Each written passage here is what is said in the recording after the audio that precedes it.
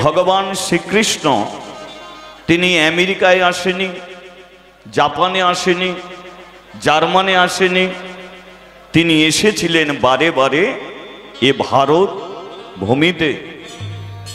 তাই যদা যদা হি ধর্মস্য গ্লানির ভবতি ভারত। তাই ভগবান বারে বারে এসেছে এই ভারত ভূমির মাটিতে। তাই তিনি যে এসেছিলেন তার প্রমাণ যেদিকে তাকাবে সেদিকেই তীর্থস্থান। এবার পৃথিবীর মধ্যে সর্বশ্রেষ্ঠ মাটি ভারতবর্ষের মাটি। ভারতবর্ষে মাটির মধ্যে সর্বশ্রেষ্ঠ মাটি হচ্ছে ওয়েস্ট বেঙ্গল, বঙ্গভূমির মাটি। বঙ্গভূমির মাটির মধ্যে সর্বশ্রেষ্ঠ মাটি হলেন নবদ্বীপের মাটি, যে নবদ্বীপের মাটিতে ভগবান এসেছিলেন। আর আজকে নবদ্বীপের মাটির মধ্যেও সর্বশ্রেষ্ঠ মাটি, সেটা কোথার মাটি? আমাদের এই হরিবাসরের। হরি বল। যে হরিবাসরের মাটিতে আজকে কয়েকদিন ব্যাপী ভগবানকে নিয়ে আমরা সাধু গুরু বৈষ্ণবকে নিয়ে একটা সৎসঙ্গ আমাদের হয়ে চলেছে। তাহলে বোঝা গেল যে যেদিকে তাকাবে সেদিকেই তীর্থস্থান। কিন্তু আজকে এমন একটা তীর্থের সম্পর্কে আমরা আলোচনা করব, যে তীর্থে মানুষ যায় কিন্তু মরা মানুষের পিণ্ডদান করার জন্যে সেই তীর্থে যাওয়া হয়। সেটা কোন তীর্থ? সেটা হলো সর্বতীর্থের মহাতীর্থ গয়া তীর্থ। এখন পৃথিবীর মধ্যে অনেক তীর্থ, কিন্তু এটাকে বলা হলো সর্বতীর্থের মহাতীর্থ গয়া তীর্থ। কেন না? কলিযুগের মানুষের মৃত্যুর পরে মানুষ নরকে যায়, কারণ কলির মানুষ 3 ভাগ পাপ, 1 ভাগ মাত্র পূর্ণ। পাপের রাজত্বে আমরা বসে আছি। তাই যে সাধু সেও অপরাধী, যে বৈষ্ণব সেও অপরাধী, যে হরিনাম করে সেও অপরাধ করে, যে শোনে সেও অপরাধ করে। তার মানে কলিতে যদি 3 ভাগ পাপ হয়, তাহলে আমরা কি পূর্ণবান ব্যক্তি হব কি? তাহলে আমরা জেনে হোক অজেনে হোক অপরাধ করে থাকি। আর এই অপরাধের শাস্তি কোথা হয়? একমাত্র হয় জমা লয়ে।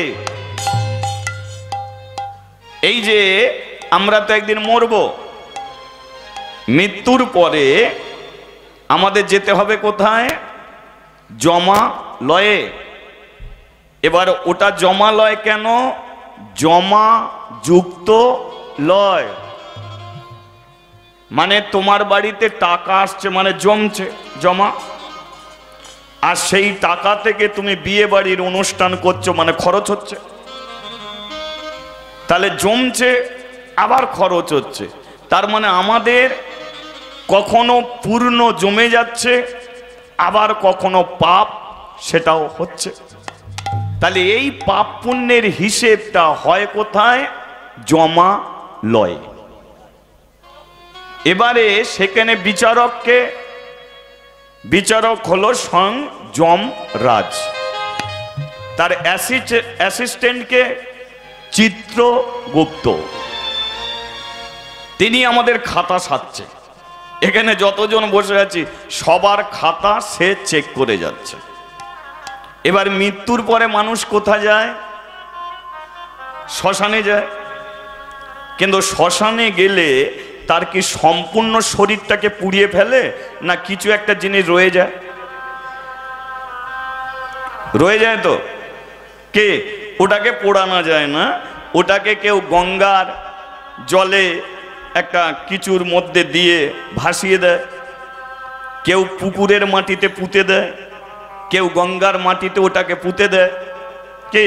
তারপরে কারো 12 দিন, কারো 15 দিনে একটা সাধ্য শান্তি হয়ে যায়। সাধ্য শান্তি হয়ে গেল, মুক্তি পেয়ে গেল না, সে কোনোদিন মুক্তি পাবে না, কারণ সে রয়েছে, তার তো শরীর সম্পূর্ণ পড়ে নেই, রয়ে তো গেছে।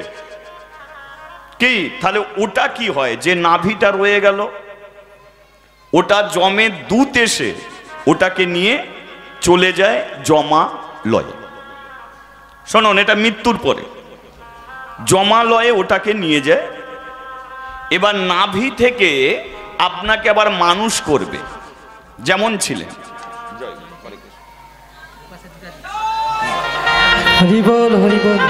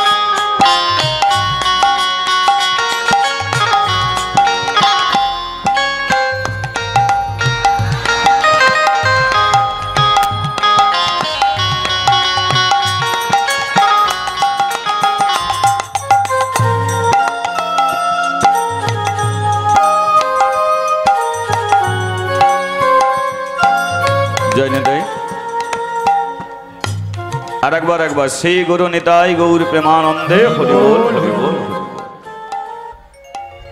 তাহলে যেটা বলছিলাম, তাহলে আপনার নাভিকুণ্ডটা চলে গেল কোথায়? জমালয়ে। এবার আপনার বিচার হবে, কিন্তু একটা নাভি তো বিচার হতে পারে না, সেই জায়গায় আপনাকে আবার মানুষ করবে। আপনি বেঁচে থেকে যেমন ছিলেন ওখানে আবার তেমন হবেন। হরি বল, হরি বল।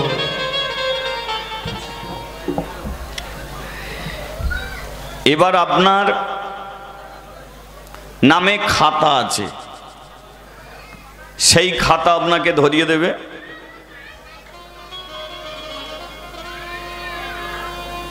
সবাইকে দিয়েছে।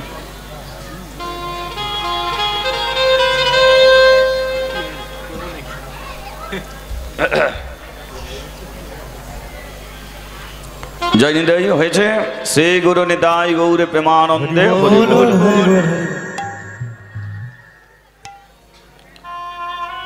এবার আপনার খাতা আপনাকে দিয়ে দেবে,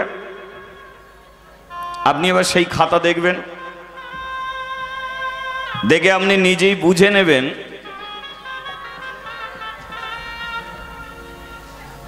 যে আপনি কতটা হরিনাম শুনেছেন আর কতদিন আপনি ফাঁকি মেরেছেন।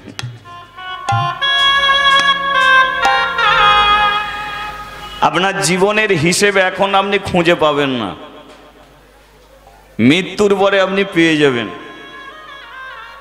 যে আপনি যদি 70 বছর বাঁচেন তাহলে ছেলে মেয়ের সঙ্গে আপনি কত দিন কাটিয়েছেন, রান্না করে আপনি কত সময় কাটিয়েছেন, ঘুমিয়ে ঘুমিয়ে কত সময় কাটিয়েছেন, আর হরিনাম আপনি কত সময় শুনেছেন।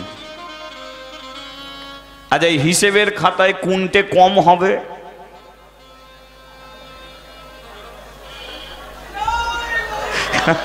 হরি বল, হরি বল। হিসেবের খাতায় দেখবে এটাই সবচেয়ে কম। তখন তো তোমাকে বিচারের কাঠগড়ায় দাঁড় করিয়েছে, যে যেটা তুমি করবে বলে গেলে সেটা সবচেয়ে কম করে ফিরলে কে? তাহলে তোমাকে শাস্তি পেতে হবে, তোমার দিক নিয়ে যাবে নরক। তুমি যদি বলো আমি যে হরিনাম শুনেছি, বলে হ্যাঁ তার জন্য পুণ্য অর্জন করেছো, তার জন্যও তুমি স্বর্গে যাবে। তাহলে পাপের জন্য নরকেও যেতে হবে, পুণ্যের জন্যও স্বর্গ প্রাপ্তি হবে। তাহলে পুণ্যের জন্য আমরা স্বর্গে চলে গেলাম, স্বর্গ ঘুরলাম, কিন্তু যে পাপ করে আছি টেনে নরকে পাঠাবে। এবার ওটার নাম কি? নরক। নরক, নর মানে হচ্ছে মানুষ, নার মানে মানুষ। ভারত সরকার অপরাধীকে শাস্তি দেবে বলে হাজার হাজার জেলখানা সে করে রেখেছে। আর আমাদের ভগবান তিনি অপরাধী মানে মানুষকে শাস্তি দেবার জন্যে তার একটাই জেলখানা, সেটা হচ্ছে নরক।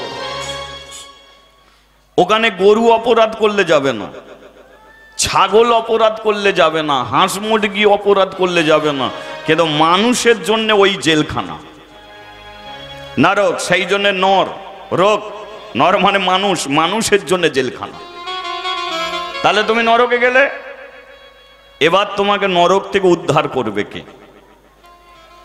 নরক থেকে উদ্ধার পাওয়ার জন্য শ্রী বিষ্ণু নারায়ণ মানে যিনি পিছনে আছে, কে? যিনি পিছনে আছে ইনি কে? ইনি নারায়ণ। কে? এ শয়ন করে থাকে কোথায়? জলে। কে? তাহলে নারায়ণ। তাহলে ইনি জলে শয়ন করে থাকে, তাই এর একটা নাম নারায়ণ। কিন্তু ইনি হলেন স্বয়ং হরি, ইনি সর্বশক্তিমান। এনার নানান আকৃতি, নানান রূপ, নানান নাম, কিন্তু ইনি হলেন শ্রী হরি। তাহলে এই শ্রী হরি তিনি ভারতভূমির মাটিতে একটা তীর্থস্থান করে গেল, যে তীর্থের দ্বারাতে কলির মানুষ নরক থেকে উদ্ধার হবে। তাহলে সেটা কোন তীর্থ? সেটাই হলো ওই গয়া তীর্থ। এবার এই গয়া তীর্থে আপনি তো নরকে পড়ে আছেন, তাহলে আপনাকে উদ্ধার করবে কে? উদ্ধার করার জন্যে আপনার যদি পুত্র থাকে, কি আপনার যদি সন্তান থাকে, সেই সন্তান যদি গয়া তীর্থে গিয়ে পিণ্ডদান করে, তবে তারা নরক থেকে উদ্ধার হবে। আচ্ছা, যাদের ছেলে নেই তাদের কি হবে? বলছে যে পিণ্ডদান অধিকার আর করার একমাত্র পুত্রে। তাহলে যার ছেলে নেই তার কি হবে? শাস্ত্রকার বললেন,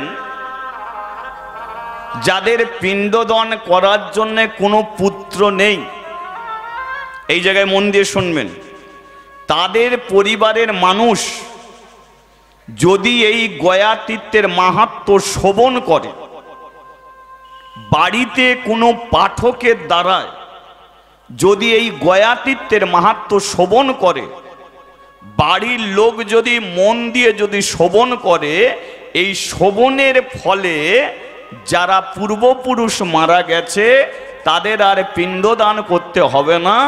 এরা শুনলে তারা নরক থেকে উদ্ধার হবে।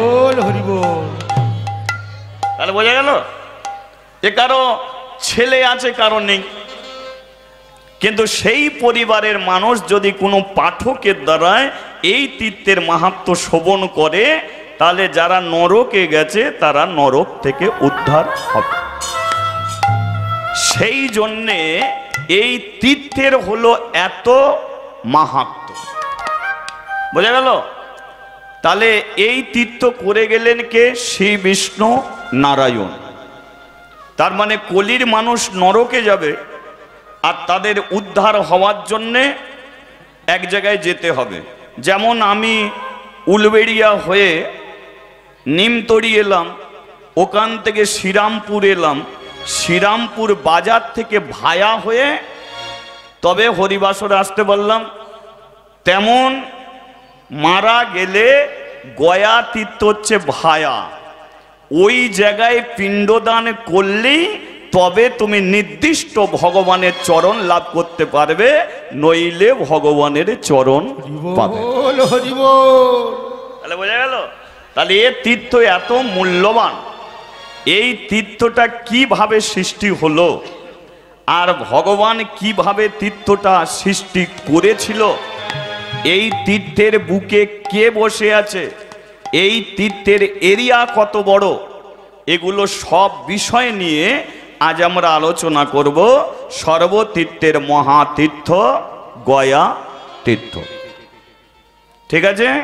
তাহলে আসুন আমরা এই লীলাই শুনতে থাকি, আমি বলতে থাকি, আপনারা শুনতে থাকুন। ঠিক আছে? যাক, সামনে আপনারা বসে পড়েছেন, পেছন দিকে আর কেউ ঘাড় ঘোরাবেন না।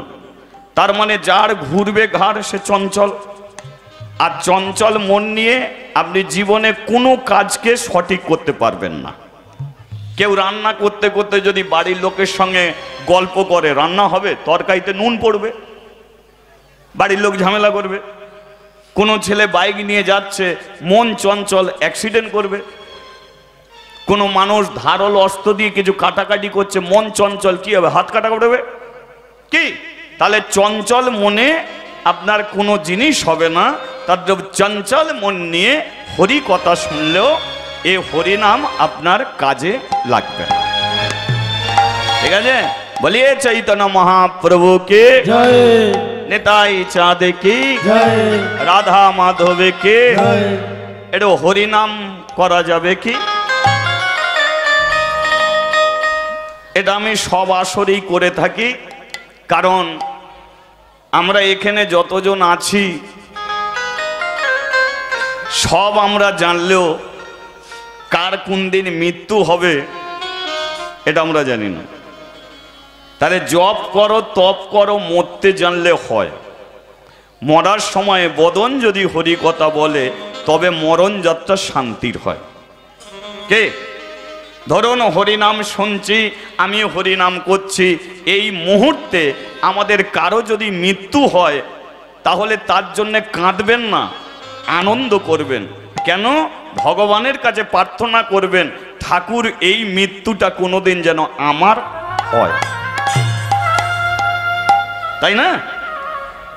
কারণ হরিবাসরে বসে হরি কথা শুনতে শুনতে মরাটা অত সহজ নয়, তাই না? এটাকে প্রার্থনা করতে হয় যে ঠাকুর আমি যেন তুলসী তলায় প্রণাম করতে করতে আমি যেন চলে যেতে পারি, আমি যেন ঠাকুরের চরণে জল দিতে দিতে চলে যেতে পারি, আমি যেন হরি নাম শুনতে শুনতে চলে যেতে পারি, আমি যেন হরি কথা বলতে বলতে চলে যেতে পারি, তাই না? নালে রোগের জ্বালায় পিঠে ঘা হয়ে গেছে, বাড়ির লোক সেই ঘরে যেতে পারছে না, কি দুর্গন্ধ এত, ব্রাহ্মণকে ডেকে নিয়ে এসে বলছে আমার বাবাকে প্রাচিত্য করে দাও, ও যেন তাড়াতাড়ি মরে, তবু মরণ হচ্ছে না। ভাবুন ওই মরাটা কি ভালো? সেই জন্যে হরি কথা শুরুর আগে আমরা যদি তালি দিয়ে হরিনাম করি, জীবনে কারো না হোক, যদি আমার জীবনে কিছু হয়ে যায় অন্তত ভগবানের কাছে কৈফিয়ত দিতে পারবো, তোমার নাম করতে করতে আমি তোমার কাছে আসতে পেরে। সেই জন্যে হরি কথা, কৃষ্ণ কথা আমাদের একটু বলতে হয়, তাই না? এটা একটা দিক গেল। আর একটা দিক কি, এখন যেটা চলছে এটা কি হরি নাম সংকীর্তন মহোৎসব, বোঝা গেল? হরি নাম সংকীর্তন মহোৎসব, এটা কি জিনিস? হরি নাম, বোঝা গেল? হরি নাম, হরি আছে কোথায়? ওপরে হরি নাম, সংকীর্তন আমি একা ডাকলে নামবে না, যতজন এসেছি সবাই মিলে ডাকতে হবে, তবে তিনি নামবেন। আর তিনি যখন আমাদের মাঝখানে আসবেন তখন কি হবে, তবেই এই হরিবাসরটা সম্পূর্ণ হবে। তখন প্রতিটা ভক্তের মনের মধ্যে মহা মহা আনন্দ, মহা উৎসবে মেতে উঠবে।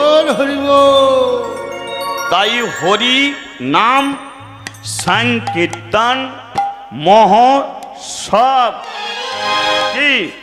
এবার সেই হরিকে নামিয়ে আনতে গেলে কি মন্ত্রে নামাতে হবে?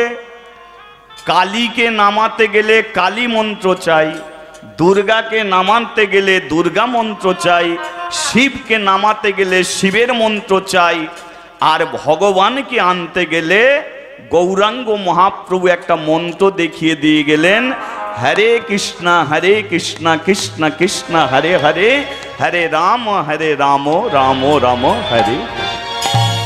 জপ করতে হবে না, তপ করতে হবে না, ধ্যান করতে হবে না, যাগ যজ্ঞ করতে হবে না, শুধু তোরা হরি নাম করিস।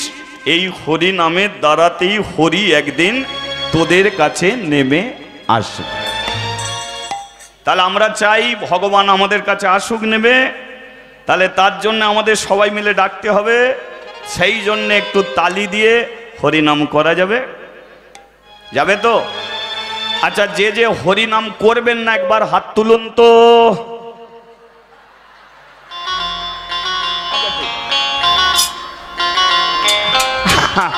না না, হতেই পারে। আচ্ছা, যে যে হরিনাম করবেন একবার হাত তুলুন তো। বাহ বাহ বাহ বাহ, মানে আমাদের সবারই প্রচেষ্টা যে তিনি আসুক, তাই তো? চলো। হরে কৃষ্ণ কৃষ্ণ কৃষ্ণ কৃষ্ণ হরে হরে, হরে রাম রাম রাম হরে হরে, হরে কৃষ্ণ কৃষ্ণ কৃষ্ণ কৃষ্ণ হরে হরে, হরে রাম রাম রাম হরে হরে, হরে কৃষ্ণ কৃষ্ণ কৃষ্ণ কৃষ্ণ হরে হরে, হরে রাম রাম রাম হরে হরে, হরে কৃষ্ণ কৃষ্ণ কৃষ্ণ কৃষ্ণ হরে হরে, হরে রাম রাম রাম হরে হরে। আচ্ছা, অনেকে বলে হাত তুলে হরিনাম করতে, বলে না? কি বলে? হাত তুলে। এ হাত তুলে মানে ওপর দিকে নয় মা, এখানেই বুঝতে হবে। হাত তুলে, তুলে বলতে কোনটে? এ হাত তুই নে, তুলে হচ্ছে হিন্দি শব্দ। এ হাত তুনে, বোঝা গেল? এ মিষ্টিটা তুনে, এই সন্দেশটা তুনে, মানে এটা তুই নে। তাহলে এই হাত তুলে মানে এই হাত আমরা একজনকে দিতে চাই। কাকে দেবেন হাত? এ হাত দুটো কাকে দেবেন? চোখ দুটো কাকে দেবেন? পাটা কাকে দেবেন? বডিটা কাকে দেবেন? এ শরীরটা কাকে দিতে চান? আমরা একজনকে দিতে চাই। সেটা কাকে? প্রধানমন্ত্রীকে নয়, রাষ্ট্রপতিকে নয়, মুখ্যমন্ত্রীকে নয়। আমার এই হাত দুটো কোনো চোরকে দেবো না, এ হাত দুটো কোনো চিটিংবাজকে দেবো না। কারণ কোনো চিটিংবাজের দিকে হাত যদি বাড়িয়ে দিই, সে যদি ধরে তাহলে আমি একদিন চিটিংবাজ হব। কোনো নেশাখোরের দিকে যদি হাত বাড়িয়ে দিই তাহলে একদিন আমি নেশাখোর হব। তাহলে এই হাত দুটো আমরা তাকে দিতে চাই যে আমাদের মানুষ করে এ পৃথিবীতে পাঠিয়েছে, তাই না? তাহলে মানুষ করে কে পাঠিয়েছে? তিনি হলেন ভগবান শ্রীকৃষ্ণ। তিনি মানুষ করে পাঠিয়েছে। তিনি যদি মনে করত আমরা এখানে যতজন আছি সবাইকে গরু ছাগল করে পাঠিয়ে দিতে পারত, কিন্তু তা পাঠায়নি। তিনি কৃপা করে মানুষ করে পাঠিয়েছে। আবার মানুষ করে পাঠিয়েছে বলি সবাইকে হরিনাম শোনার জন্য পাঠিয়েছে তা নয়। কাউকে হরিনাম করাবার জন্য পাঠিয়েছে, কাউকে শোনার জন্য পাঠিয়েছে, কাউকে হরিকথা বলার জন্য পাঠিয়েছে, কাউকে সাউন্ড চালাবার জন্য পাঠিয়েছে, কাউকে প্যান্ডেল বাঁধার জন্য পাঠিয়েছে, কাউকে রান্না করার জন্য পাঠিয়েছে। দেখুন সব যে যার ভাগ হয়ে আছে, তাই না? তাহলে তিনি মানুষ করে পাঠিয়েছে, আবার যে যার ভাগ করে দিয়েছে। এককভাবে তিনি পাঠায়নি, সবাইকে যে যার দায়িত্ব দিয়ে পাঠিয়েছে। তুই ভাই হরিবাসর করবি, এটা তোর দায়িত্ব। তুই ভাই গিয়ে হরিনাম করবি, এটা তোর দায়িত্ব। তুই ভাই গিয়ে হরিকথা শুনবি, এটা তোর দায়িত্ব। তাহলে তিনি আমাদের মানুষ করে পাঠিয়েছে। তাহলে আমরা যদি আবার মানুষ হতে চাই তাহলে কোথায় যেতে হবে? যে মানুষ করে পাঠিয়েছে তার কাছে যেতে হবে, তবেই সে তো আমার মানুষ করে পাঠাবে। এবার তার কাছে যেতে গেলে সে আছে কোথায়? ওপরে আছে। স্বর্গে 33 কোটি দেবদেবী আছে, তার উপরে আছে ভগবান শ্রীকৃষ্ণ। এবার দেখুন আমরা হাত দুটো তাকে দেব। এবার তাকে দিতে গেলে সে ওপরে আছে। তাহলে সে যদি ওপরে থাকে তাহলে কেউ যদি তাকে পেতে চায় হাত নিচের দিকে করে ডাকলে হবে কি? এবারে 100 জন ওপরে আছে, লক্ষ্য করুন 100 জন ওপরে আছে। কেউ একজন বলছে এই নেমায় আসবে, আসবে নেবে, আসবে না। কিন্তু যদি বলে এই মদন নেমায়, 99 জন বসে থাকবে, মদনই শুধু নেমে আনবে। তদ্রূপ ওপরে বসে আছে 33 কোটি দেবদেবী, তার উপরে আছে ভগবান শ্রীকৃষ্ণ। সেই জন্যে আমরা 33 কোটি দেবদেবীকে নামাতে চাইছি না, আমরা নামাতে চাইছি ভগবান শ্রী হরিকে। তাহলে তিনি ওপরে আছে। এবার হাত দুটো তাকে দিতে চাই, আর তাকে দিতে গেলে হাত কিভাবে দেবে? সে যদি নিচে থাকতো এ হাত তুই লিয়েলে। এবার সে যদি ওপরে থাকে তাহলে এই হাত দুটো কিভাবে দেবে তাকে? এবার বোঝা গেল? সেই জন্যে গৌরাঙ্গ মহাপ্রভু হাত নিচে রাখলো না, আমাদের দেখিয়ে দিল হাত যদি তাকে দিতে চাস ওপরে আছে সে, হাত দুটো তুলে ডাক, একদিনই সে হাত ধরবেই কে? এবার হাত দুটো যে যে ভগবানকে দিতে চান একবার দেখি হাত তুলুন। আচ্ছা আপনারা এখনই দিয়ে দেবেন? ছেলেমেয়েরা খেতে পাবে তো? এখন না দিলেও চলবে। এখন সংসারে এসেছি, সংসারে ধর্ম বড় ধর্ম, সংসারের কর্তব্য করতে হবে। সেই দিনকে বাড়িয়ে দেবেন। কোন দিন? যেদিন আমাদের মৃত্যু আসবে সেদিনকে এই হাত দুটো বাড়িয়ে দেবেন ভগবানের দিকে। ঠাকুর এ হাতে ছেলে মেয়ে মানুষ করেছি, ছেলে মেয়ের পায়খানা পেচ্ছাপ করেছি, কত রান্না করেছি, এ হাতের আর শক্তি নেই, এ হাত তোমার দিকে বাড়িয়ে দিচ্ছি। তুমি এ হাত ধরো, আবার মানুষ করো, আবার পাঠিয়ে দাও। আবার এই হাতে দু হাত তুলে বলবো নিতাই গৌর। ঠিক আছে? তাহলে এখন হাত তুলছো কেন? এটা হচ্ছে অভ্যাস, এটা অভ্যাস। কে গো? কেউ যদি তুলসী তলায় একদিন গিয়ে যদি 15 দিন না যায় তাহলে তার যাবার ইচ্ছা হবে? কে? ইচ্ছা জাগবে না। সেই জন্য হরিবাসর করেছে গৌরাঙ্গ মহাপ্রভু। এটা হচ্ছে অভ্যাস। প্রতিদিন তালি দিয়ে হরিনাম করো, হাত তুলে তাকে ডেকে যাও, আর অভ্যাস করতে করতে মরার সময় তবেই তোমার হাত উঠবে ওপর দিকে, তবেই ভগবান তোমাকে পার করে। হরি বল, হরি বল। কে? তাহলে সেই অভ্যাসটা করা যাক। ও হরে কৃষ্ণ কৃষ্ণ কৃষ্ণ হরে হরে, হরে রাম রাম রাম হরে হরে। ও হরে কৃষ্ণ কৃষ্ণ কৃষ্ণ হরে হরে, হরে রাম রাম রাম হরে হরে। বলো রাধা মাধো রাধা মাধো রাধা মাধব জয় রাধা মাধো। বলো রাধা মাধব রাধা মাধব রাধা মাধব জয় রাধা মাধব। বলো হরি হরি বল গৌর হরি বল, হরি হরি বল সবে উলুধ্বনি দিয়ে বল। হরি হরি বল গৌর হরি বল, হরি হরি বল সবে গৌর হরি বল।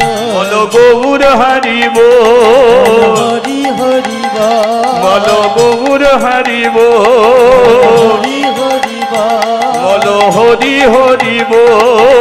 গৌর হরি বল।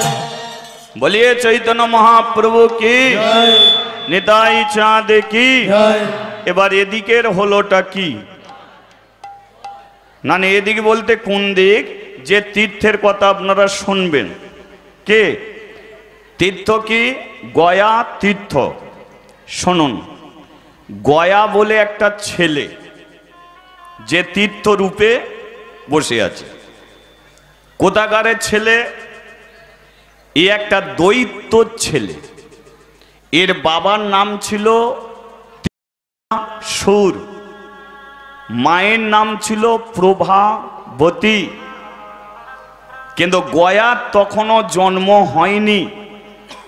প্রভাবতীর গর্ভে তখন 5 মাসে। দৈত্য ত্রিপুরাসুর স্বর্গে যাচ্ছে যুদ্ধ করতে, কারণ ও দৈত্য বলে একটা সমাজ ছিল, যে সমাজের একটাই কাজ, স্বর্গের অধিকার ওরা ছিনিয়ে নেবে। আর তার জন্যে দৈত্য আর দেবতাদের সঙ্গে মারপিট সর্বদাই চলত।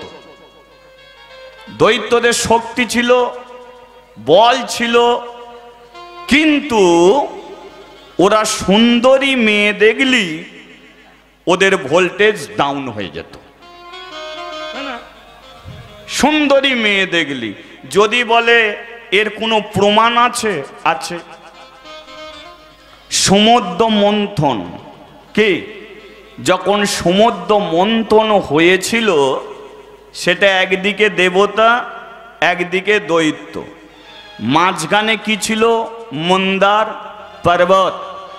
আর পর্বতের নিচয় কে ছিল?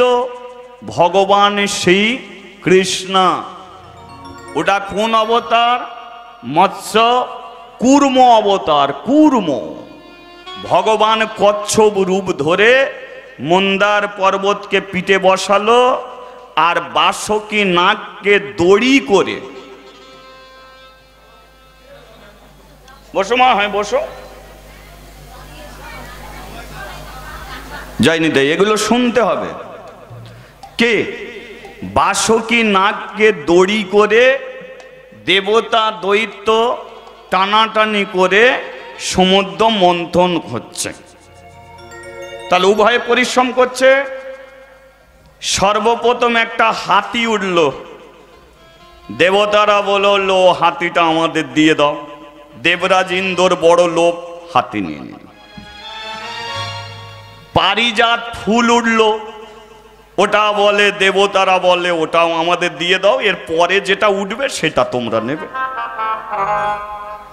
গরু বাছুর উঠল, মুনি ঋষিগণ বলে ওটা আমাদের ঘরে দিয়ে দাও, আমরা নির্মিষি খাই, আমরা দুধ ঘি করে খাবো, ওটা আমাদের দরকার, ওটা ঠিক আছে। এদেরই হচ্ছে, ওরা শুধু টেনেই যাচ্ছে। দৈত্যরা তালে তালে উঠছে, সব তোরা নে, এমন একটা জিনিস উঠবে সেটা আমরা যে নেব তোদের আর দেব না। লক্ষ্মী উঠলো, নারায়ণ বলে কেন, ও আমার ঘরে টুকটুকে বউ, ওটা আমার দিকে ছেড়ে দাও। তখন সর্বশেষে কে উঠল? অমৃত উঠল। যেই অমৃতর হাঁড়ি ভেসে উঠেছে, দৈত্যরা গিয়ে হাঁড়িটাকে এই ওরা সব নিয়েছে, এই অমৃতর হাঁড়ি ওদের দেয়া যাবে না।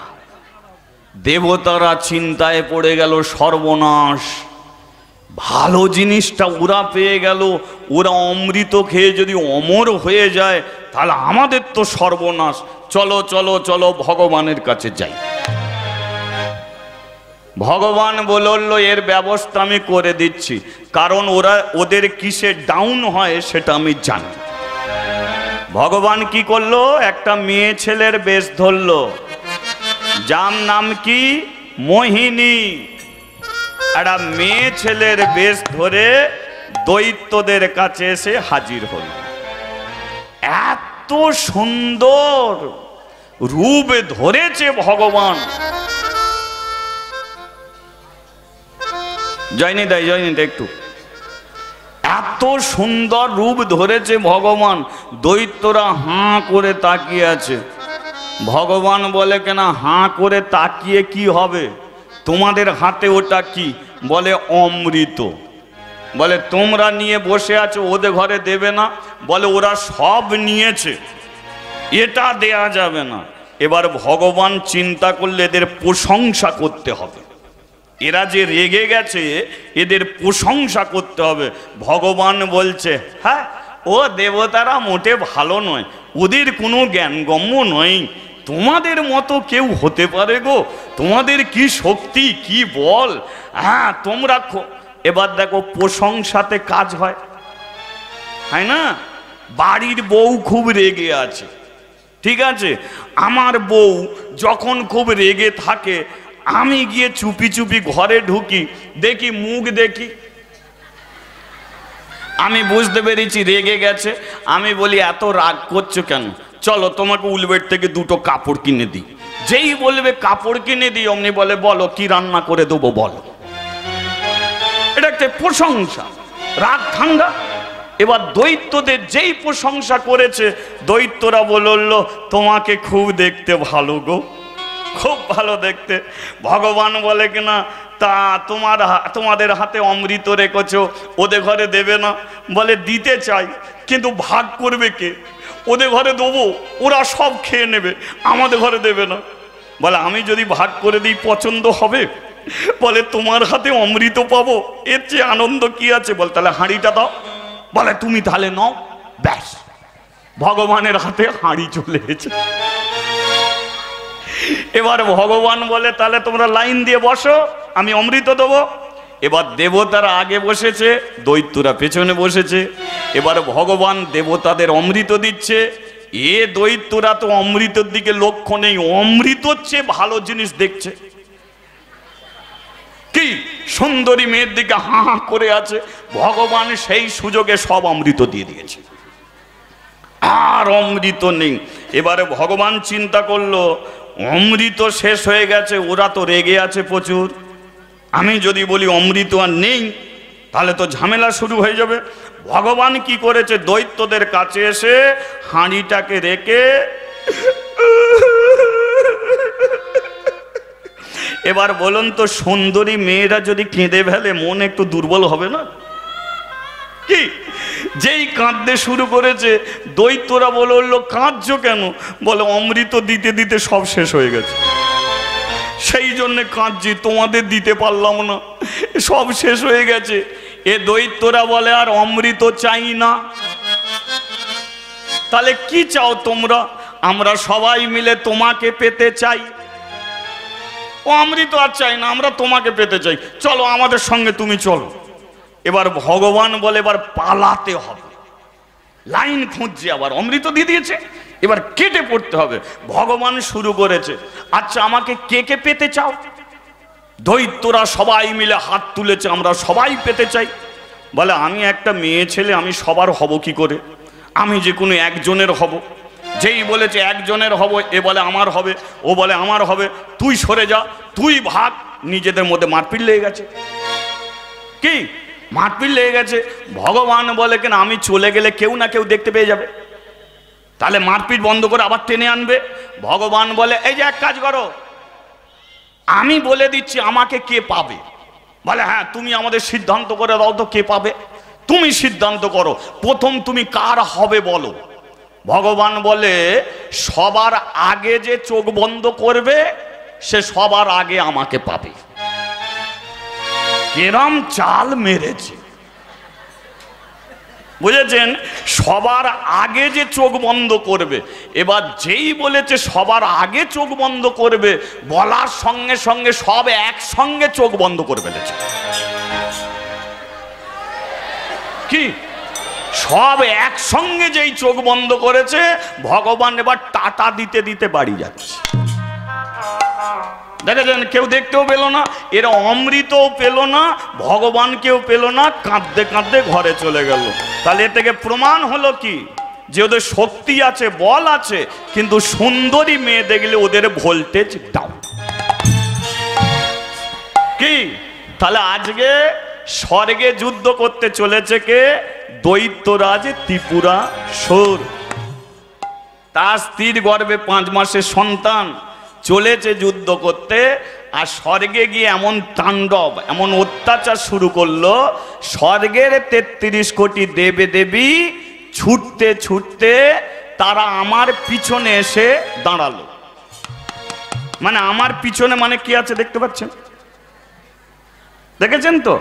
ক্ষীরোদ সাগরে শয়নে আছে শ্রী বিষ্ণু নারায়ণ। এবার 33 কোটি দেবে দেবী জলের ধারে দাঁড়িয়ে ডাকছে বিপদ ভঞ্জন মধুসূদন। প্রভু বিপদ ভানিজন সংকট মোচন মণিরমরণ্যে যেন মুরারি। জাগো জাগো জাগো গিরি ধারি। প্রভু বিপদ ভঞ্জন সংকট মোচন মণিজন রঞ্জন মুরারি। জাগো জাগো জাগো গিরিধারী। জাগরে জাগরে জাগো জাগো জাগরে জাগরে জাগো জাগো জাগরে জাগরে জাগো জাগরে জাগরে জাগো জাগরে জাগরে জাগো জাগরে জাগরে জাগো জাগরে জাগরে জাগো জাগরে জাগরে জাগো। তিলক তারো বিপদ ভঞ্জ তিলক তারার বিপদ ভঞ্জ। তিলক তারো বিপদ ভঞ্জ তিলক তারার বিপদ ভঞ্জ। তুমি যে দেবে নারা ও তুমি যে দেবে নারায়ণ। তিলক তারার বিপদ ভঞ্জন তিলক তারার বিপদ ভঞ্জন। তুমি যে দেবনারা ও তুমি যে দেবনারা ও। জাগরে জাগরে জাগো জাগরে জাগরে জাগো জাগরে জাগরে জাগো জাগরে জাগরে জাগো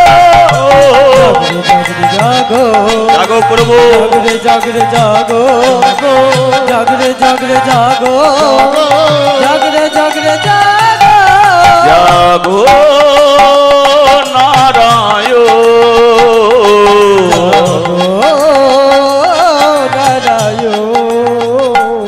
জাগো নারায়ণ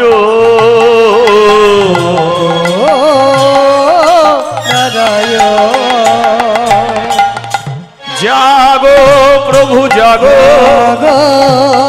জাগো প্রভু জাগো। একটু উলুধ্বনি করুন, হরিধ্বনি নিতাই গৌর হরি বল।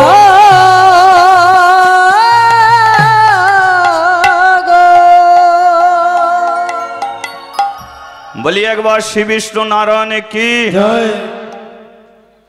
হ্যাঁ, তোমাদের ব্যাপারটা কি? দেখে তো মনে হচ্ছে সব ভিখারির মতো এসে দাঁড়িয়েছ। দেবতার দল বলে উঠল, আপনি জানেন না, আপনি জানেন না, আপনি চোখ বন্ধ করে বসে আছেন বলে আমরা বলবো আপনি ঘুমান না। চোখ বন্ধ করে আপনি বিশ্ব সংসারের কথা চিন্তা করেন, তাহলে স্বর্গ রাজ্যে কি হচ্ছে এটা আপনি জানেন। তবু আপনি আমাদের মুখে শুনতে চান। শুনুন শুনুন, স্বর্গে একটা দৈত্য এসেছে, নামটা ত্রিপুরাসুর। এত তাণ্ডব, এত অত্যাচার করছে, বউ ছেলে পুলে নিয়ে রাস্তাঘাটে ঘোরাফেরা করছে, ঘর বাড়ি সব ভেঙে তছনছ করে দিয়েছে। ওর কি করে মৃত্যু হবে সেইটা জানার জন্যে আমরা আপনার কাছে এসেছি। ভগবান বলে, আবার একটা দৈত্য ঝামেলা করছে স্বর্গরাজ্যে। আচ্ছা, তোমাদের সবাইকে দেখতে পাচ্ছি, শিবজি কোথায়? শিবজি মানে বুঝতে পারছেন তো, শিব ঠাকুর, সে কোথায়? বলে ওর কোনো জ্ঞানগম্য নেই। কেন? বলে আমরা বিপদে ছটপট করছি, আর ও দেখি একটা গাছের নিচে বউ ছেলে পুলে নিয়ে নাক ডাকিয়ে ঘুমাচ্ছে। বল, যে ঘুমাচ্ছে ওকে ডেকে আমার কাছে হাজির করো। দেবতার দল গিয়ে শিবজির কাছে গেছে। হ্যাঁ শিবজি ভাই, তোর কোনো জ্ঞানগম্য নেই, আমরা বিপদে ছটপট করছি, তুই নাক ডাকিয়ে ঘুমাচ্ছিস। শিব বলে, দেখ ভাই, যার অনেক কিছু থাকে চিন্তা তার থাকে, আর যার নেই কিছু চিন্তা। তোদের ঘর বাড়ি টাকা পয়সা বিষয় সম্পত্তি তোদের সব আছে, আমার কি আছে? আমার সংসারে তেলের পর্যন্ত খরচা নেই, মাথায় জট নিয়ে বসে আছি, জীবনের তেল পড়ে। তোদের সংসারে শ্যাম্পু সাবান লাগে, আমি ছাই বর্ষ মেখে থাকি, ওটারও দরকার পড়ে। তোদের সুন্দর সুন্দর পোশাক লাগে, আমি বাগচাল পরে থাকি, ওটা মার্কেটে পাওয়া যায়, ওটারও পয়সা লাগে। তা যার সংসারে তেলের খরচ নেই তার আবার চিন্তা থাকতে পারে? তাহলে শান্তিতে কে ঘুমাবে? আমি ঘুমাতে পারি। বলা এসেছি জ্ঞান দিচ্ছে, প্রভু তোমাকে ডেকেছে। শিব বলে উঠল, কে ডেকেছে? শ্রী বিষ্ণু নারায়ণ তোমাকে ডেকেছে। যেই বলেছে নারায়ণ ডেকেছে, সঙ্গে সঙ্গে শিব বলে, দুর্গা তোমাকে যে ঘুম ভাঙিয়ে আমি নিয়ে যাব তার সময়টুকু আমার নেই। কেন জানো? কারণ আমাকে প্রধানমন্ত্রী রাষ্ট্রপতি ডাকেনি, আমাকে ডেকেছে সঙ্গে শ্রী বিষ্ণু নারায়ণ। শিব প্রমাণ করে দিল যে জীবনে যদি ভগবানের ডাক আসে তাহলে আর কোনোদিন আয়নার সম্মুখে দাঁড়িয়ে সাজতে যেও না। যে সাজে আছো সেই সাজেই বেরিয়ে চলো, তবেই ভগবানের সঙ্গে দেখা হবে। দেরি করলে হবে না। হবে কি? এই যে এখানে হরিনাম হবে, লক্ষ্য করে দেখুন, হ্যান্ডবিলে নিশ্চয়ই সময় দেয়া আছে। কি 11:30 থেকে হরিনাম হবে। কেউ যদি 1:30টার সময় আসে তাকে তো রোদে বসতেই হবে। তাহলে দোষটা কার? এদের তো দোষ নয়, কারণ হ্যান্ডবিলটা কত আগে থাকতে চারিদিকে ছেড়ে দিয়েছে। সবাই জানে 11:30টায় আসবে বিশ্বজিৎ খাঁড়া। তাহলে আমি যদি হরিনামই শুনবো, তাহলে বাড়িতে যদি সব কাজ সেরে তারপরে যদি আসি, তাহলে এসে তো দেখবে যে ছাওয়া নেই, শুনতে গেলে রোদে। তাহলে দোষ তো কমিটির নয়, দোষ তো আমার নয়। সেই জন্যে বলে শুভস্য শীঘ্রম অশুভ কালো হরণম। জীবনে যদি শুভ চিন্তা জাগে সেটা সঙ্গে সঙ্গে করো, আর মনে যদি অশুভ চিন্তা জাগে সেটাকে তুমি করতে যেও না। আর জীবনে দেখবেন শুভ চিন্তা বেশিক্ষণ থাকে না, অশুভ চিন্তাটা বেশি মনে থাকে। শুভ চিন্তা বেশিক্ষণ থাকে না, অশুভ চিন্তাটা থাকে। মানে আমি এক জায়গায় কীর্তন আমার সম্প্রদায় চলে গেছে, আর অনেক দূরে বাসা, প্রায় মিনিট 5 হেঁটে হেঁটে আমাকে হরিবাসরে যেতে হবে, বুঝেছেন? তো আমি একা হেঁটে হেঁটে যাচ্ছি, একজন সাইকেল নিয়ে আসছে, আমাকে দেখি, দাদা দাদা দাদা একটু দাঁড়াও। প্রণাম করলো। দাদা, ইউটিভিতে সদা সর্বক্ষণ তোমার নাম শুনি, হরি নাম তোমার না শুনে আমি ঘুমাতে পারিনি, আজ আমার কপাল ভালো, আজকে তোমার সঙ্গে দেখা। দাদা, আমি আর বাড়ি যাব না, আমি হরি নাম শুনতে যাব, তোমার পাশে গিয়ে আসরে বসবো। আমি বলি, বক বক করে নিস, চ, আমার সময় হয়ে যাচ্ছে, চ। তো আমার সঙ্গেই আসছিল, হঠাৎ দেখি মানে বইয়ের ভাইকে কি বলে, সে এক শালা আসছে। জামাইবাবু কোথায় যাচ্ছ? বলে অনেক দিন পরে দেখা, হরিনাম শুনতে যাচ্ছি। বলে হরিনাম শুনতে গেলে হবে? তুমি যে আমাকে ফোন করে যেটা বললে আনতে, আমি তো নিয়ে আসছি। আমি দাঁড়িয়ে পড়েছি, দেখি কি নিয়ে আসছে, ফুলের মালা। সে বলে বলেছিল তোকে, বলে আমি আনবো না, ব্যাগ থেকে বার করেছে।